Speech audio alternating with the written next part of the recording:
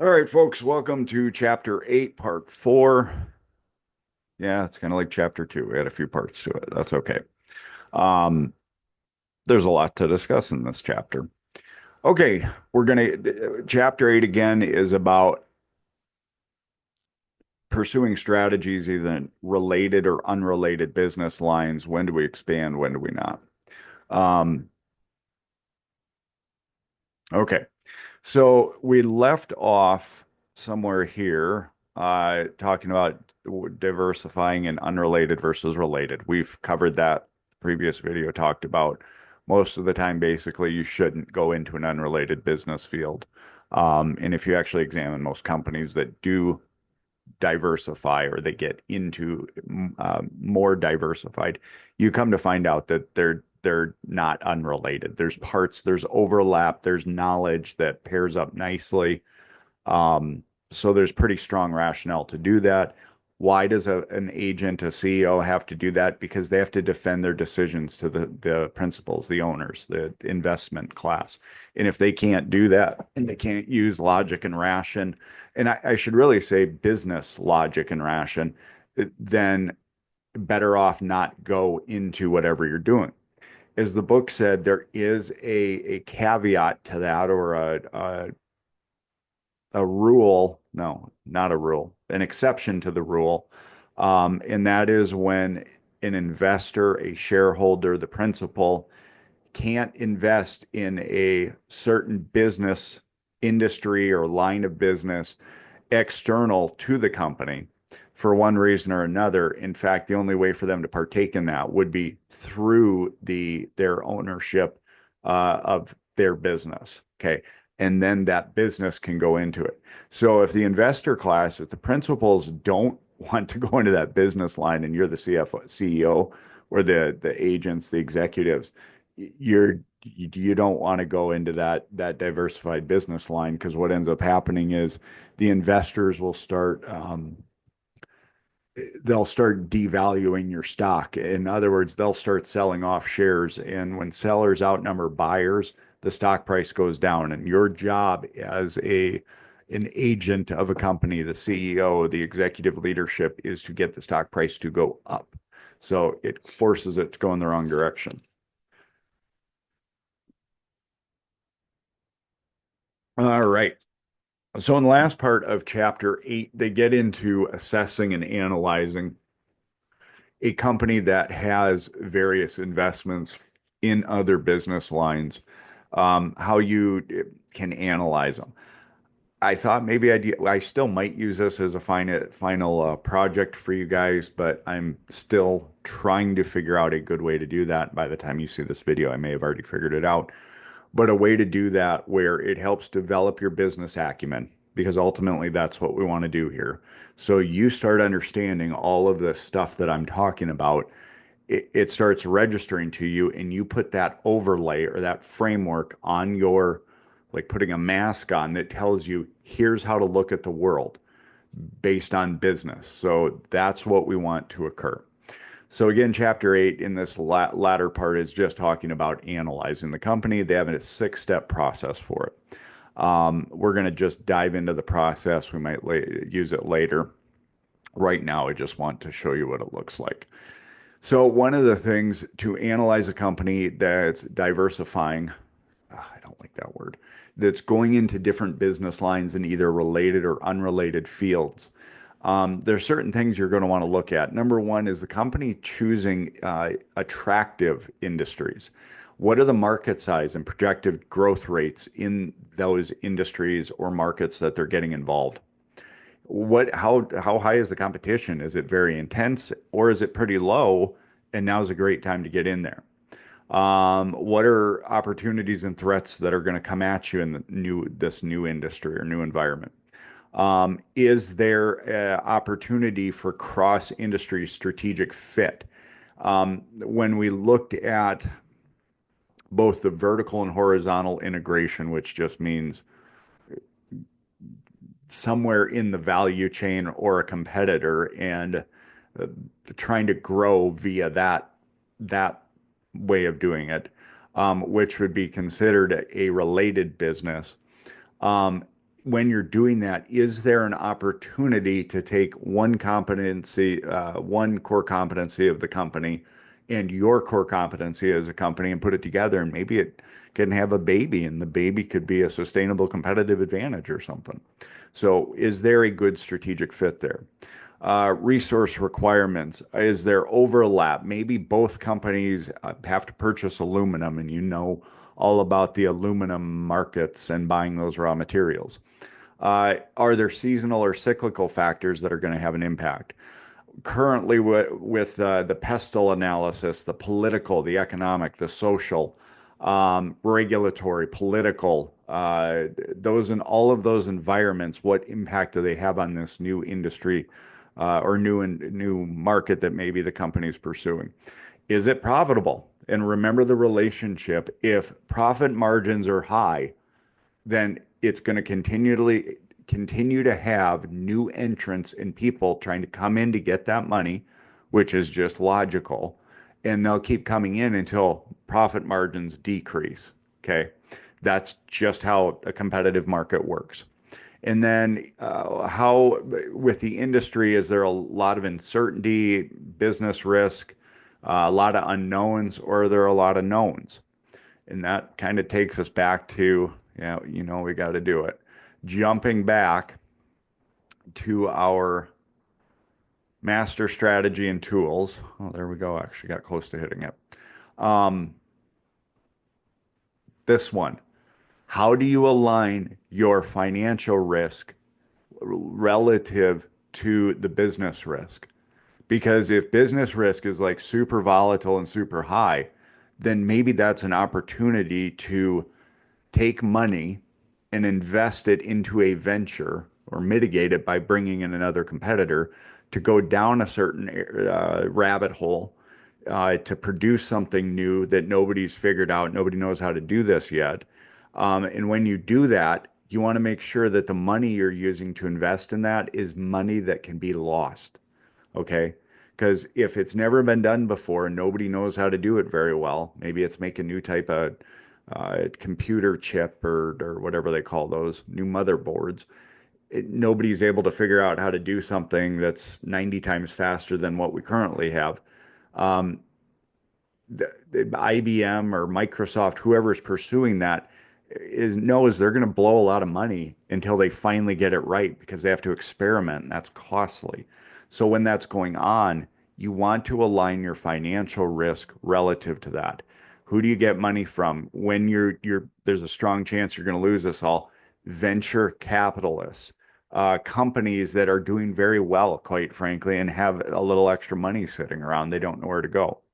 If business risk is low, okay, then financial risk should be high from the standpoint of the company. If the company really knows what it's doing, it probably should be using debt to finance that.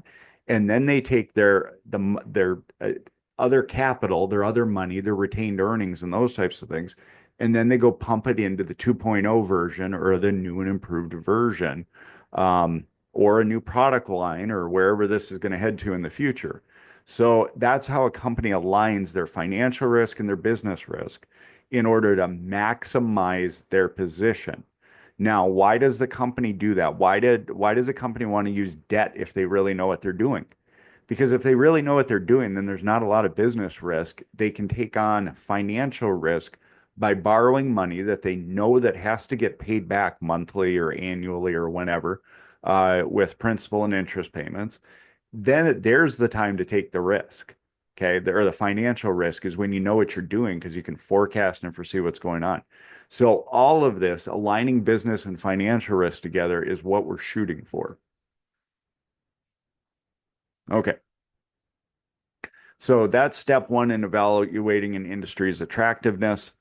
And then they get into creating a weighted average scoring model. This is very easy to understand.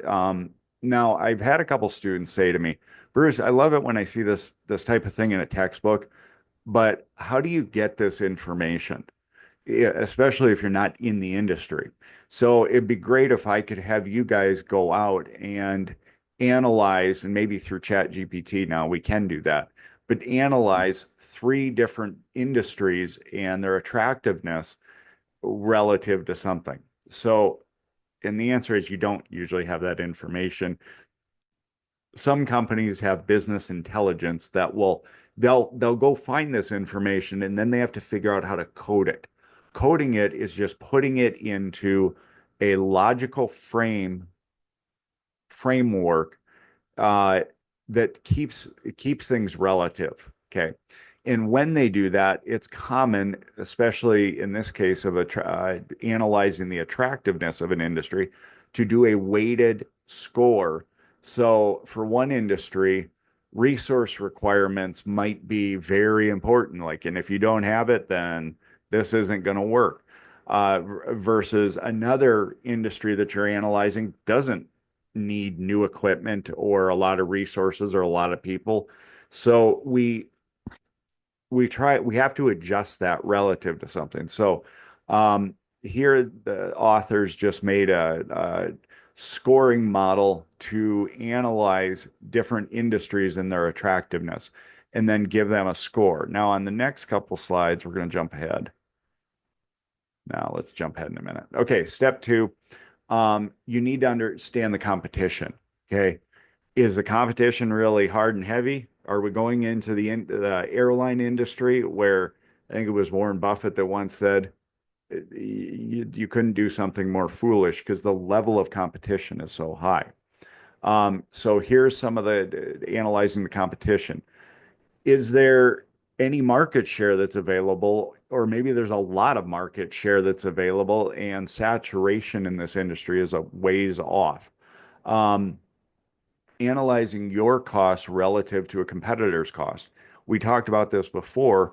When you go into an industry that is relatively new and there has to be a lot of experimentation to figure out how to do something a certain way, okay, somebody that is a lot operating or a company that's operating in an adjacent industry might be able to do that far easier than one that's further away because maybe they have engineers that have already been dabbling in this new product or service or something like that.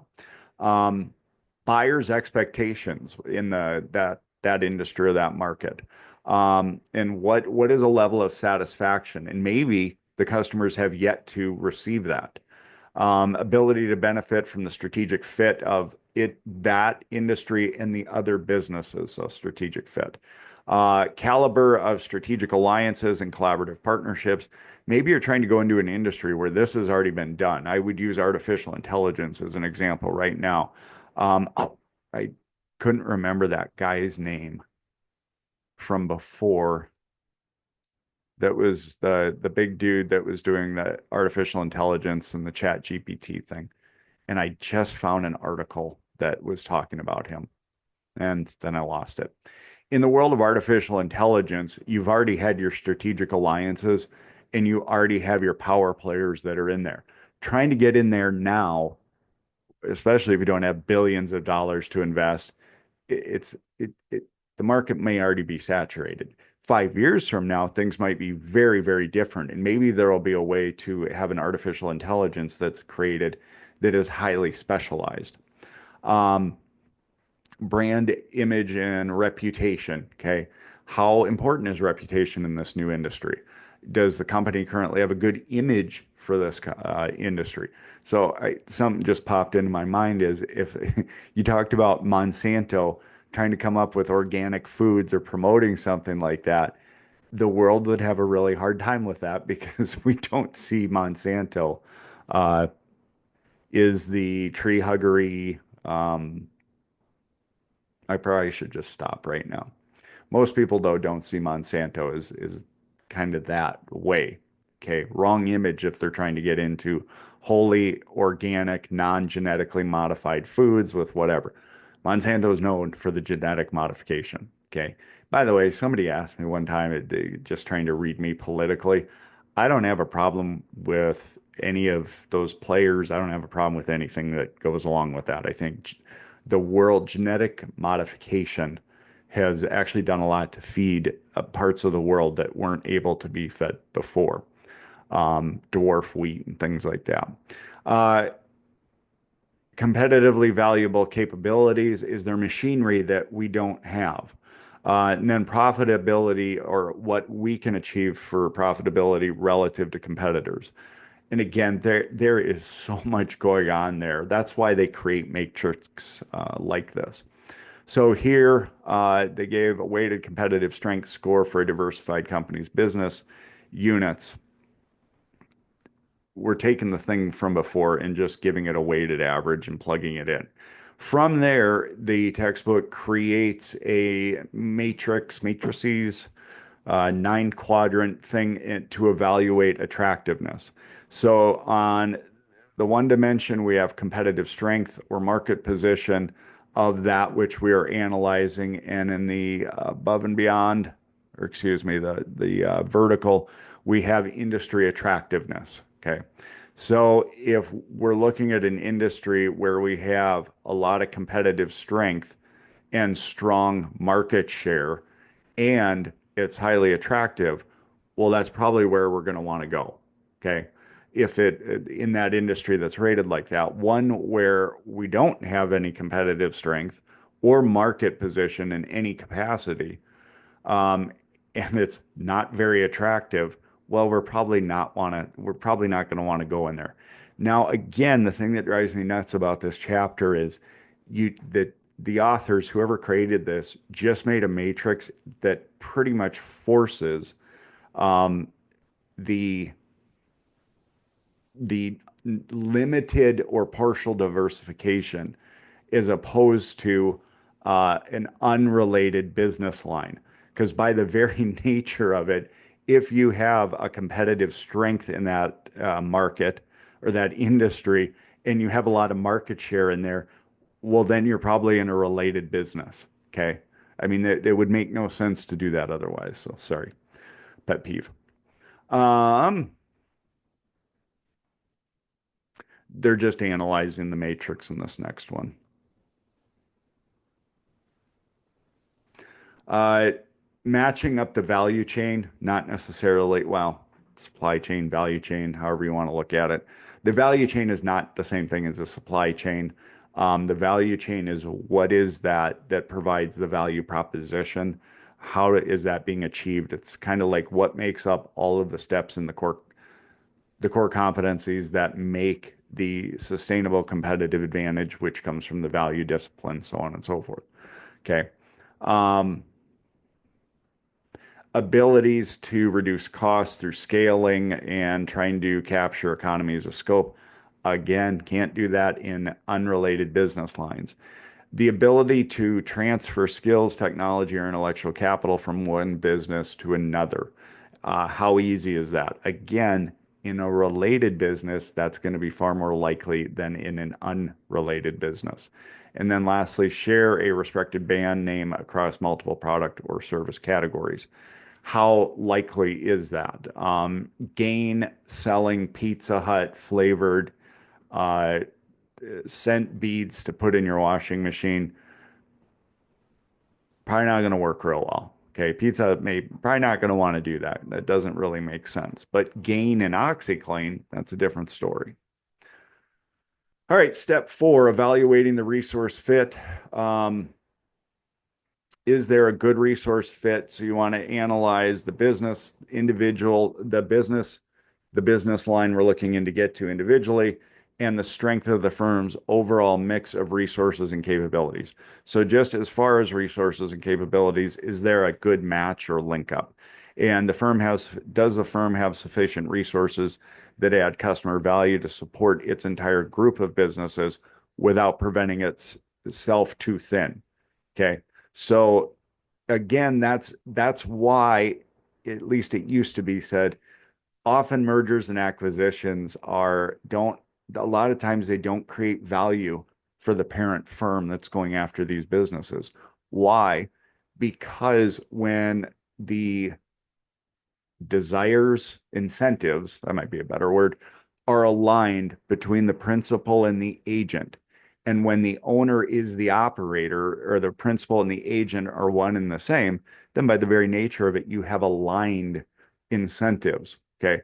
So if I own a business and I'm running that business, I'm incentivized to be more effective and more efficient because then I make more money. When you are one of 120 different businesses in a conglomerate, okay, you may be running this business, but the people above you that are overseeing five other business lines might think, who cares about you? You don't make any money anyway. And, just who cares? Well, then they're not going to be as efficient or be as effective because you don't have aligned incentives.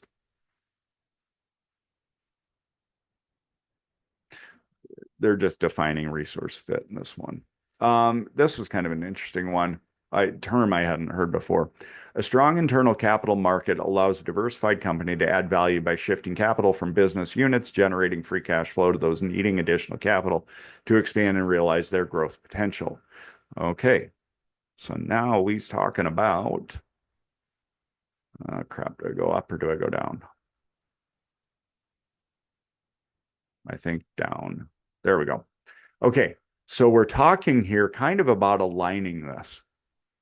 So when business risk is high, financial risk needs to be low, meaning the people that are investing need to be willing to lose that money because business risk is seriously high. So what we're talking about here, trying to think if I have it, here, there it is.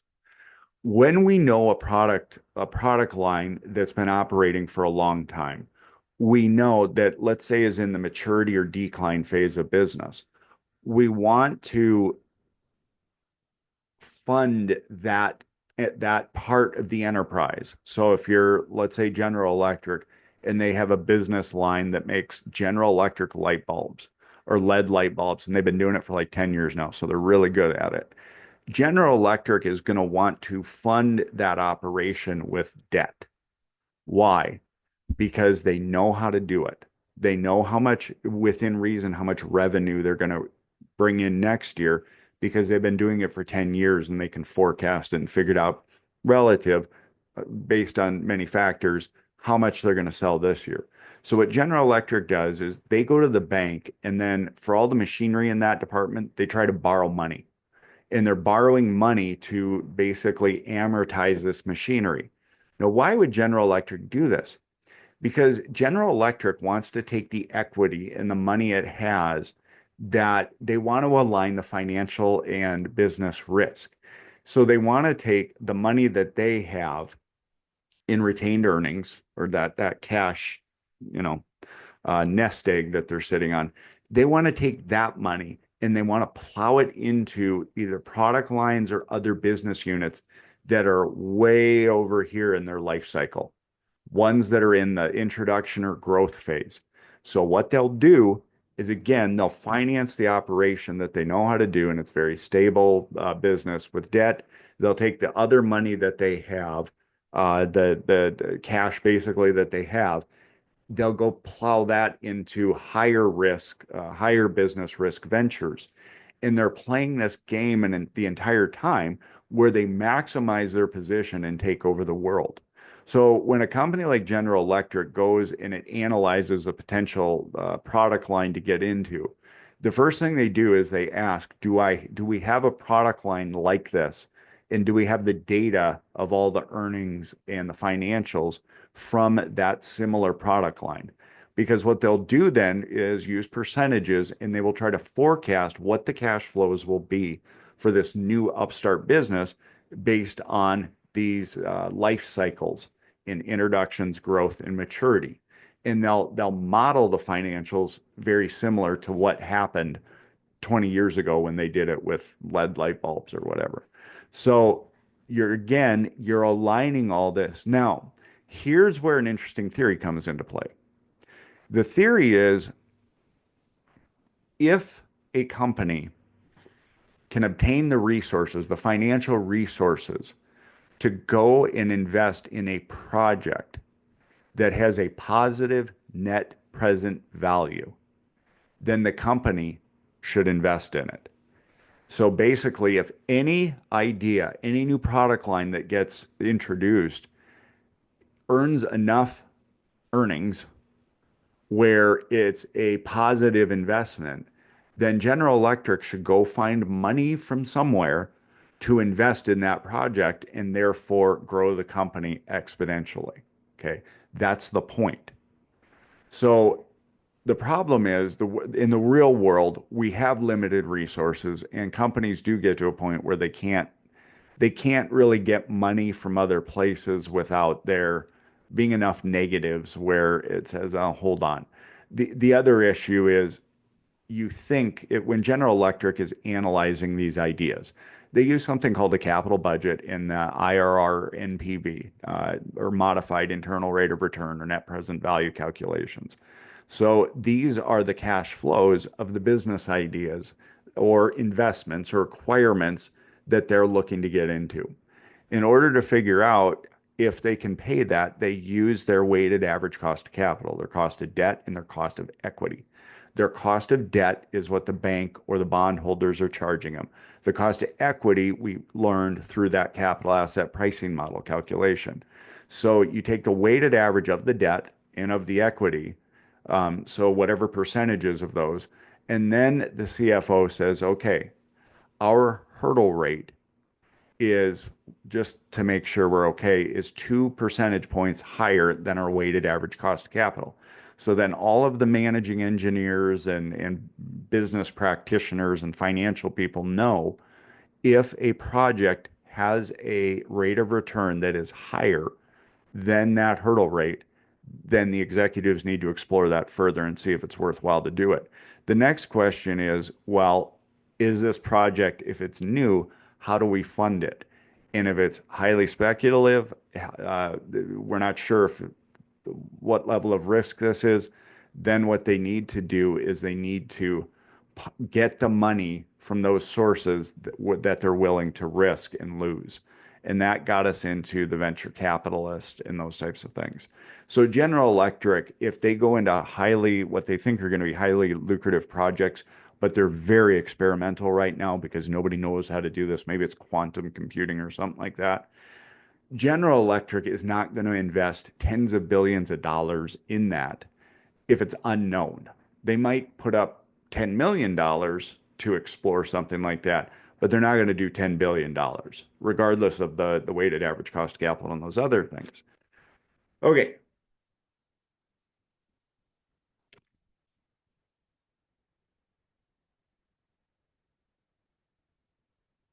So one of the things we didn't talk about in this master strategy tools document is dividend policy.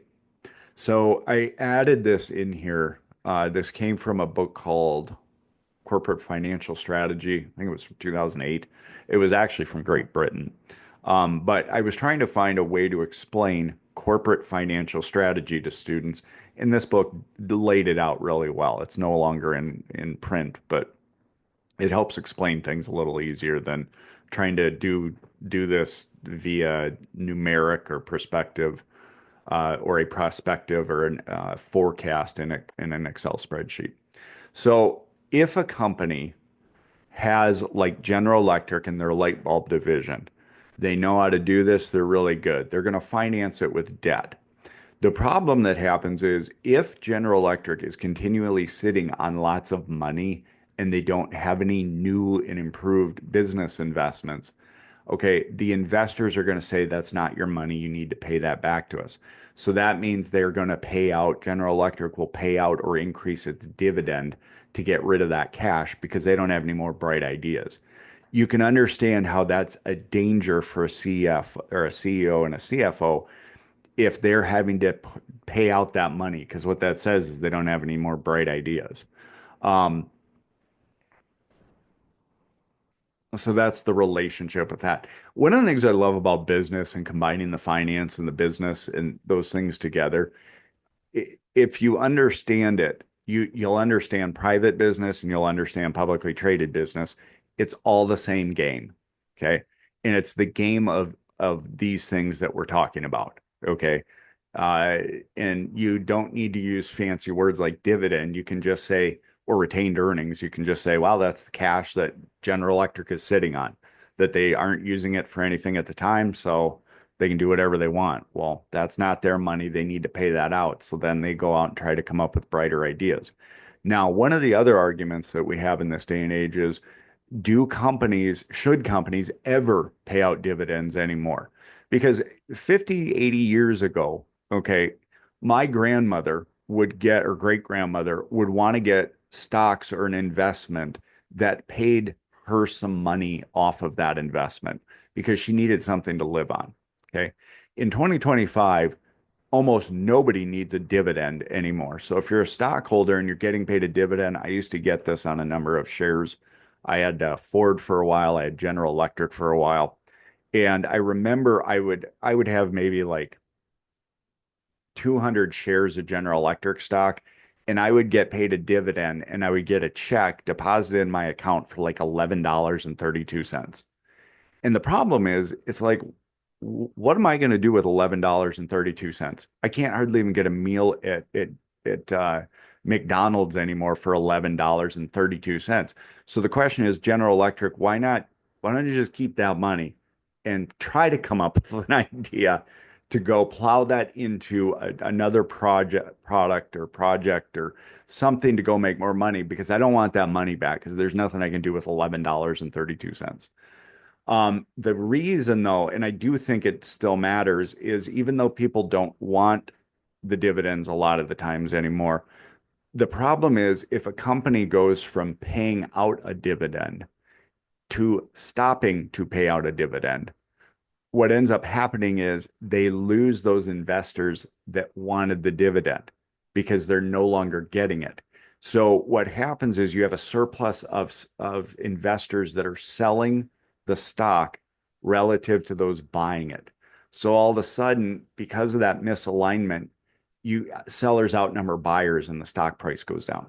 So if a company pays out a dividend, they can't stop. They need to continually try to pay roughly the same amount every quarter, year, or 6 months, whatever it is. Um, because if they stop, then automatically the investors that wanted that dividend are going to sell, and again, causes the stock price to go down. Okay. So when the textbook talks about internal capital markets, what they're talking about is taking those cash cow companies or business lines, product lines, taking the free cash flow off that. So they're making an earnings off that, and then plowing that into those product lines where they think there's going to be high growth potential. But right now, maybe the revenue and the sales are not coming in as much as they expect in the future. So one funds the other one, so to speak. And that game is the game of business. That's how corporations operate. And here's the thing, an individual can do that as much as a corporation. The way real estate people make money, it's the same exact way. Okay, the fundamental idea is the same. They use leveraged money, usually borrowed money from a bank, where the bank will actually loan them the money. So buying homes and property, banks love to lend out money for that, especially commercial properties. Um, Regular mortgage homes, they usually sell those off. But for commercial real estate, banks will often keep those loans in-house. Well, if that whoever is investing in doing that, if they default, well, then the bank gets the property. Well, the property value isn't going to go down, you know. Um, so they should be able to sell it, even if it's a discount. So they're going to make their money back. Now, if you go to First Bank and Trust and you talk to them about coming up with this newfangled way of creating algae biofuel that's never been done before, ever, the bank is not going to loan you money for anything in that other than maybe a small line of credit, um, or money if you're buying equipment that has value, okay, that could be resold. Otherwise, a bank's not going to want to loan you money because it's too high a risk. They don't know, they don't won't think they're going to get any of their money back. So again, internal capital market is we're just plowing one into the other. This also can be called net residual approach. Economic value added is another term that we're looking at for it. So all right. And your book talks a little bit here, looking at financial fit. So you ask the question, Based on, I really do like the Boston Consulting Group on top of the product life cycle. Um, I think that tells you like the cash cows versus the hogs versus there it is. Okay. So a cash cow is usually a business that has a high level of market share. It's not expected to grow very much, but you're making a lot of money. Okay. A cash hog would be a product that you think is going to take off. You're not sure yet, but you're having to plow a lot of money into it because, yeah, right there, because you're trying to get it off the ground. Okay, so that's a cash hog. And cash hogs often need money. So you take money from the cash cow and invest it in that. But the company, the conglomerate or the company that owns multiple business lines wants to examine to figure out which business line is which. And then the company, like General Electric, will try to assess the individual business portfolios, but then they'll look at their entire set of portfolios. Um, then they'll ask the question, well, are these business ideas, these projects, these things we're investing in, are they going to earn enough to pay back that weighted average cost of capital? Because if they're not, then you want to get rid of those. So when it says here, assessing the portfolio's overall condition, which businesses are not capable of contributing to achieving company-wide performance targets, what they're saying is the weighted average cost of capital plus probably a couple percentage points to give you a little bit of a cushion. So if the weighted average cost of capital for General Electric is 9%, um, the the hurdle rate that is created off that for the new project proposals that come in is going to be above 9%. It's going to be like 10 or 11%. So anything that gets sent to the executive team that's assessing the portfolios, if those product lines are not earning more than that weighted average cost of capital or even the hurdle rate, then we're going to talk about getting rid of those unless, okay? And does the firm have the financial strength to fund all of the businesses and maintain a healthy credit rating? So that's another issue. Now, this is where the alignment of financial stuff matters because this will be a test question. It's the job of the agent to get down the company's cost of capital. The job of the agent is to knock down the company's weighted average cost of capital. How do they do that? One is reduce risk. So when we do the capital asset pricing model, you notice that when risk goes down, the required rate of return or that risk adjusted discount rate goes down. But you have to understand when that goes down, the stock price goes up. So when someone owns stock or owns a company, they want the risk to get managed to go down because when we look at price and earnings, that's what adjusts the price relative to the earnings. The earnings stay the same or they're forecasted in the same way. Okay. So the way a company manages this, one part of it is they want their risk to be as low as possible because then their bondholders or the bank says you're a low risk. We're not going to charge you a lot of money. Okay. Or we don't require a huge interest rate. Whereas if you have a company that's like, we don't know if this is actually going to materialize, that's a high risk rating. That means their interest payment on the amount borrowed is much higher. So that's what we say is the job of the agent, the CEO, the executives, is to get down the cost of capital. They do that by managing risk with both equity and debt. Okay.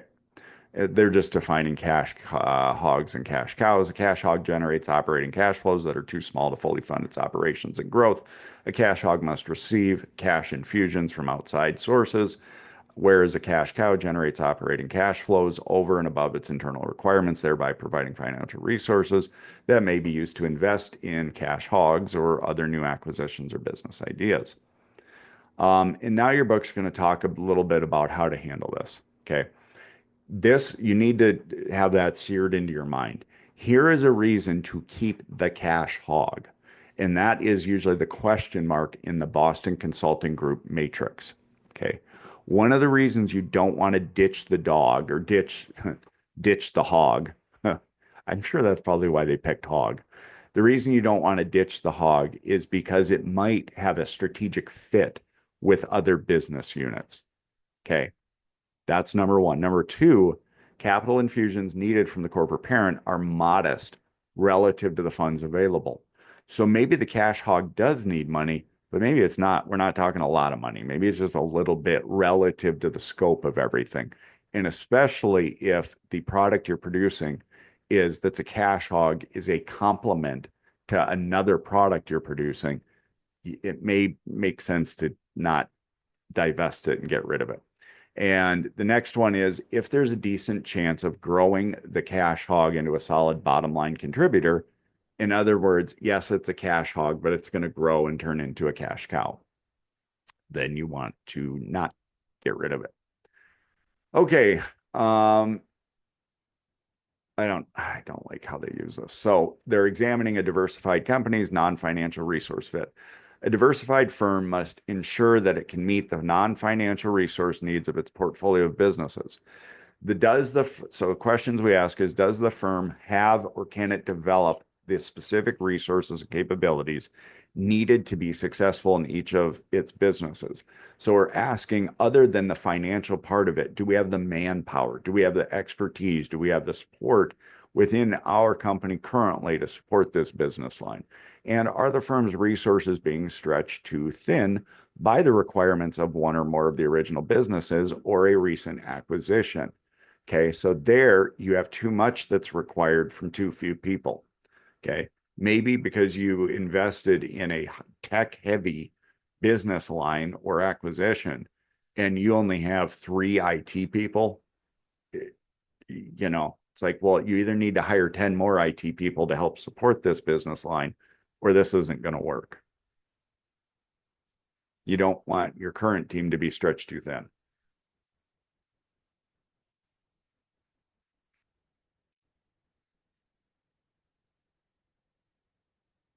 I'm not even going to talk about this. Factors to consider when looking at business unit performance: sales growth, profit, earnings, return on investment, cash flow, all kind of the same thing. Okay, so I like this one because it gets into our discussion. I don't like how the authors are sharing this, but I applaud them for at least trying to share it. So the question is, if you have a lot of financial resources and you're sitting on a lot of cash, what are some options to do with this? Maybe including other than buying another uh, business line or investing in a new business line or acquiring a company with that cash. So one of your options instead is to invest in ways to strengthen and grow the existing business lines. Maybe you make them more competitive or you try to get each business line to increase an overall market share in that market. Maybe you make acquisitions to establish a position in a new industry or to complement existing businesses. I said other than acquiring. I didn't mean to say other than acquiring. That's another option. You could fund long-range R&D ventures aimed at opening market opportunities in new or existing businesses. R&D, where do we go with this? Um, Other options would be to pay off existing long-term or short-term debt, increase the dividend payment, repurchase shares of the company's common stock. Now, that can be a good thing or a bad thing. Most companies, if they're a publicly traded company, will hire a third party to buy back that stock. So it can usually be thought or seen as a really good thing if a company is buying back its stock. Or build cash reserves and invest in short-term securities. Many businesses in their articles of incorporation state that the company cannot invest in like publicly traded stocks. Maybe instead it has to be like investment grade bonds, so bonds that are AAA rated or like high B rated, stuff like that. Very safe and secure investments. Or they can take part in acquiring businesses that have some relationship to the business at hand. So when they say invest in short-term securities, that's what they're talking about. There are companies, though, that will invest in the stock market in other ways if they're allowed to based on their articles of incorporation. Um,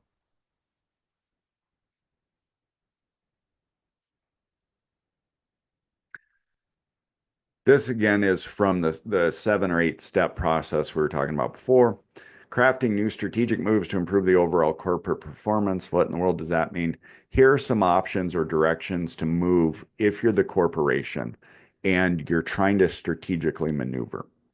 Option number one, stick closely with the existing business lineup and pursue opportunities within those business lines. Don't try to go to other ones. Or broaden the firm's business scope by making acquisitions in new industries. Or divest some of the businesses and retrench to narrow the base of business operations. One of the other reasons we say mergers and acquisitions often fail to create value is because we see these big behemoth companies that will buy and acquire businesses, and 5 years later they sell them off. Okay, because the profitability did not materialize, um, which I guess is I have a hard time with it because I have family members that have had to deal with that. And I don't like watching a huge conglomerate company come in and buy a business only to sell it to somebody else 5 years later. And during that time, they end up firing 50% of the workforce. Um, and the person that sold or the entity that sold that business to this large conglomerate in the first place, if they knew that was going to happen, they maybe would not have done it in the first place. So I'm just saying. But it is the prerogative of the company to divest its business lines that are just not cutting the mustard. Again, unless we go back, where was it?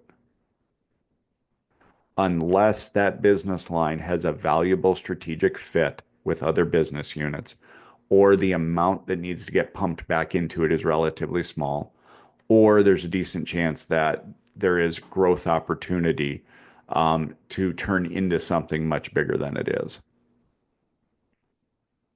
The last one, restructure the firm's business lineup to put a new face on its business makeup. So you're restructuring things, you're making things, trying to make things more efficient, more effective, or you're trying to sell it better and get other people to buy it.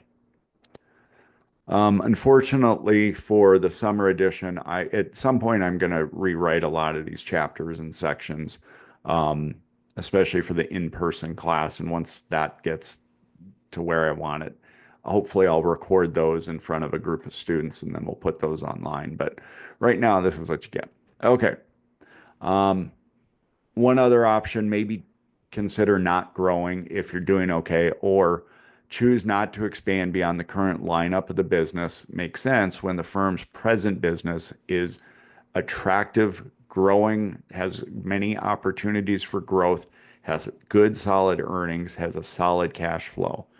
The business, instead of going elsewhere, diving into these new projects or acquisitions, if you're in good standing for the future and have a good strategic resource fits, everything's kind of working and uh, things are going okay. Don't just grow to grow. Okay. Do it strategically, do it to make sense, and have resources that management can steer into areas of the greatest potential and profitability. What does that mean? Don't get into an unrelated business or a totally diversified business. Okay. Because management, a person can only know so much or do so much. When should you consider adding a related or a partially diversified business line as opposed to unrelated? Um, there's current sluggish revenue growth in your current product lines. You're vulnerable to seasonality or recessionary influences. There's potential for transfer resources and capabilities to this related business. You have unfavorable driving forces are facing the core business. What we're saying in the previous in this one is you have a declining business. Okay. You need to find a different way to move forward because your business isn't going to be operating like this. You're in the decline phase. You need to find a different way.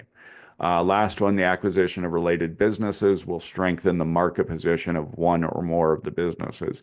Now, that's the funny thing is because what you're saying here is if you have a business that's in the decline phase of business, like the trolley car manufacturer here in San Francisco, um, if they're trying to get out of that, how would they go and get into other opportunities for transportation?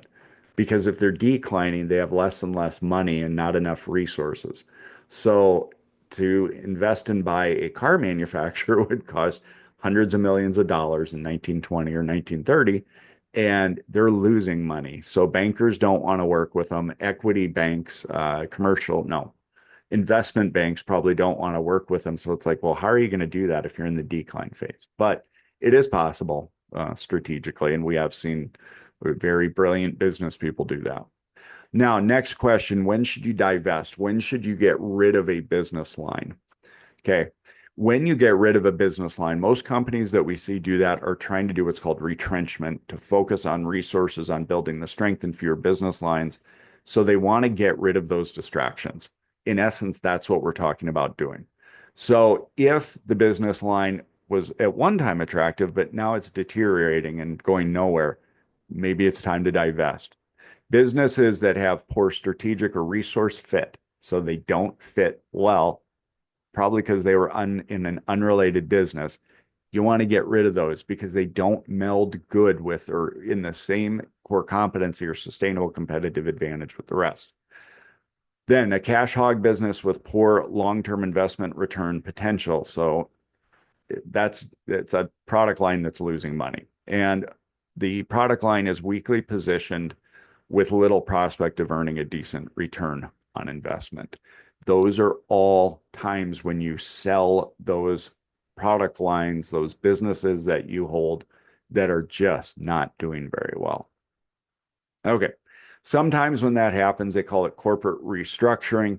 A restructure opposed to just kind of cleaning things up a little bit. Usually we reserve that term for a radical altering of the business lineup. Usually it's done first by divesting businesses, especially those businesses that lack the strategic fit. They're not good performers. And then you acquire new businesses that offer better promise for enhancing shareholder value. Okay. Then you have spinoffs. This happened recently with my wife's employer. She had worked at 3M for 15 years. Oh, goodness, 20 years, almost 20 years. And because of the earplug lawsuit that they had here in the last 5 years, they decided to spin off. 3M started to spin off some of its business units. Okay, so they spun off their healthcare division, and they call it now Solventum.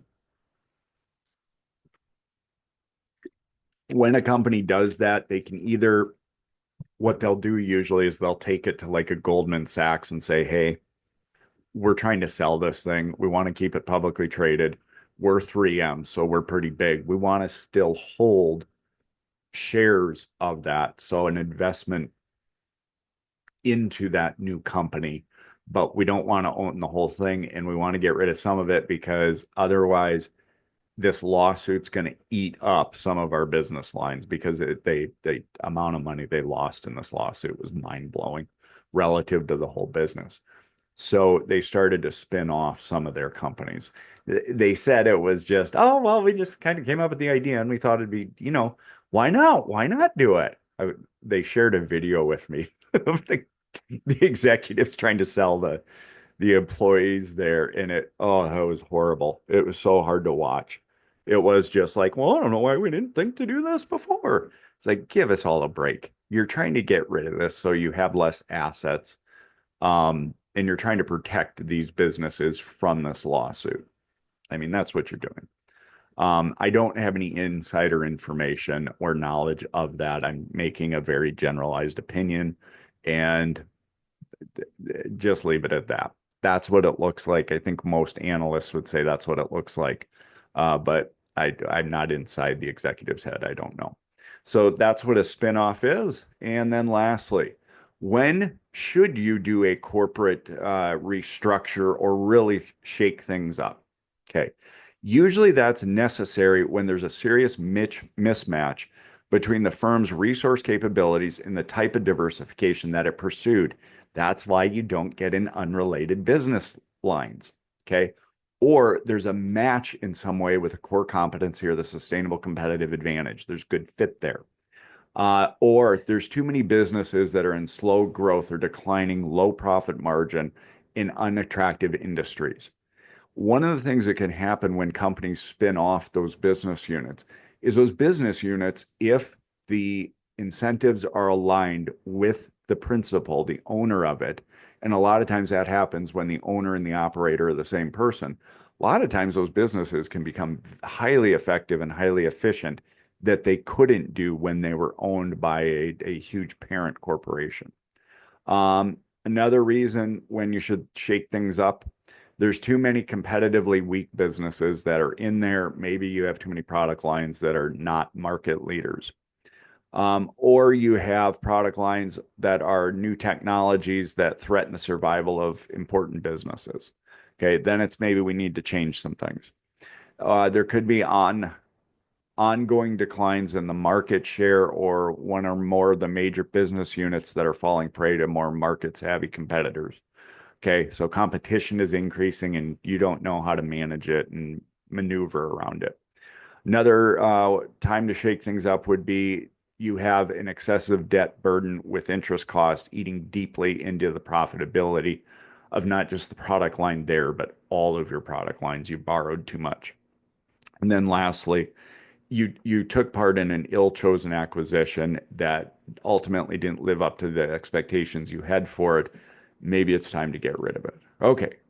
So thank you all for listening to probably like 3 hours for chapter 8. Chapter 8 was a good chapter, in my opinion, to dive really deep in because this is what strategy is. And I really believe that if you don't understand that relationship with the financials and the strategy and how that works together, you're not going to understand strategy. That you're just not. And again, I've seen enough sort of capstone project presentations. This was a number of years ago. But when I would listen to them, I kept hearing students say two things that really concerned me. One was the company should pay down its debt and the company should diversify and get into, spread its risk and get into new things. And I realized when I heard that coming out of students' mouth, you don't understand strategy and you don't understand financials, which, like it, love it, or hate it, have a huge, profound impact on businesses.